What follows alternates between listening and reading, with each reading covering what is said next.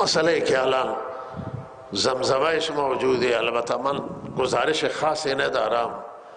که از یک مقام مسئول شنیده باشم، ولی از این شایعات خیلی میترسم. و شاید اینه که مثلا خراسان، استان خراسان تقسیم کردن به خراسان رضوی، مرکزی، شمالی، جنوبی و بعضی استانهای بزرگ مثل کرمان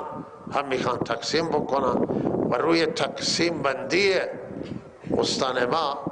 هم زمزمه های موجود هست و صحبت های موجوده. شهرها الان زیاد شدن توی استان و به هر حال خیلی مردمند که دغدغه دارن روی این مسائل. و یک چیزی که من نمیخواستم که به گوش مسئولین، مخصوصا مسئولین وزارت کشور برسانم، هم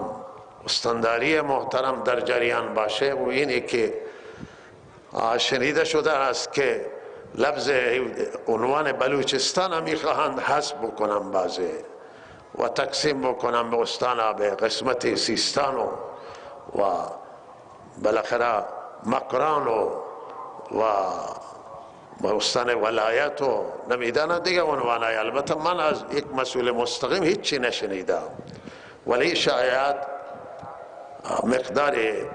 پریشانی به بر آورده. هر کسی از این شاید در جریان مرد و زن و ریش سفید و دانشگاهی و تحصیل کرده و علما همه نگران این مسائلان که بلوچستان در ایران، در تاریخ ایران این ثبت و ضبط و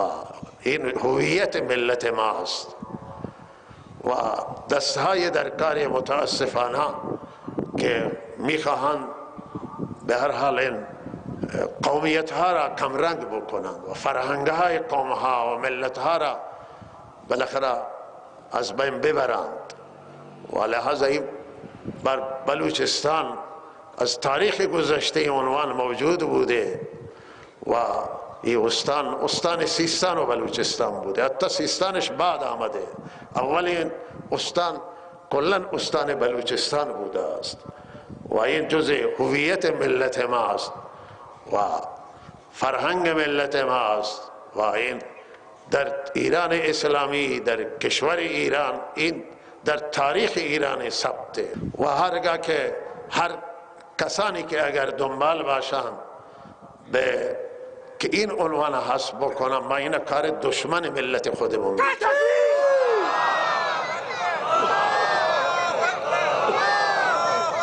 و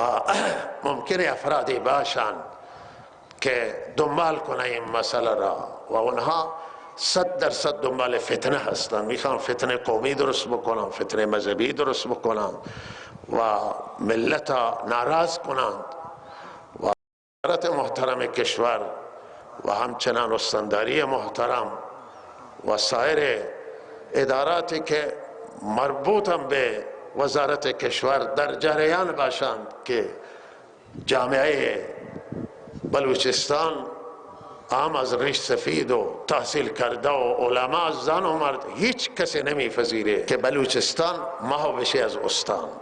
البته بهترین رای شمال خراسان هم اینه نپذیرفته. وقتی خواستن خراسان تقسیم بکنن هم بر اساس همین خراسان رضوی و هیچ خراسان حاضر نشد که نامش عوض بشه غیر از خراسان. خیلی تقسیم بندی معقوله، تقسیم بندی معقولی است. خراسان مرکزی، شمالی، جنوبی. اگر نیاز باشه و دولت محترم تشخیص بده وزارت کشور که تقسیم در استان انجام بگیره، این تقسیم باید بر اساس همین انجام بگیره، جنوبی و شمالی و مرکزی انجام بگیره و این هم پذیرفتنی نیست، از جانب ملت نمیپذیره. حرفی که من میزنم حرف خودم نیست، حرف مردم. این هم نمیپذیرم مردم که بر اساس یک سری مسائل بالاخره انجام بگیره که به هر حال و مسائل ملاحظاتی که به هر حال اینا مذهبی یا بالاخره سیاسی انجام بگیره، بل بر اساس واقعیت و آنچه که واقعیت در جامعه وقتی که تقسیم بندی میکنه این در نظر بگیره نمایندگان محترم مردم هم باید در مجلس در جریان این قضایا باشند که اگر چنان چیزی انجام بگیره من نمایندگان هم مردم نمی بخشند. کوتاهی نمایندگان پیگیر موضوع باشند و به هر حال ما اصرار نداریم که این تقسیم انجام، ولی هرگاه که دولت محترم تشخیص بده که آیه تقسیم بندی را انجام بگیره باید از نمایندگان مردم نظر سنجی بکنه، از خود مردم و از نمایندگان مردم و از نخبگان و علی نظر چیزی باشه که مردم ناراض نباشن و ما مطمئنیم که دولت و یا وزارت کشور دنبال این که مردم ناراض بکنه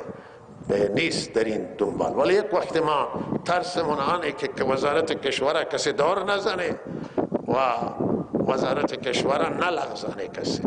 بیاید و بگه ما بررسی کردیم و تحقیق کردیم و این درسته طرحی را بدن که بعد ناراضگی عمومی را به دنبال داشته باشه.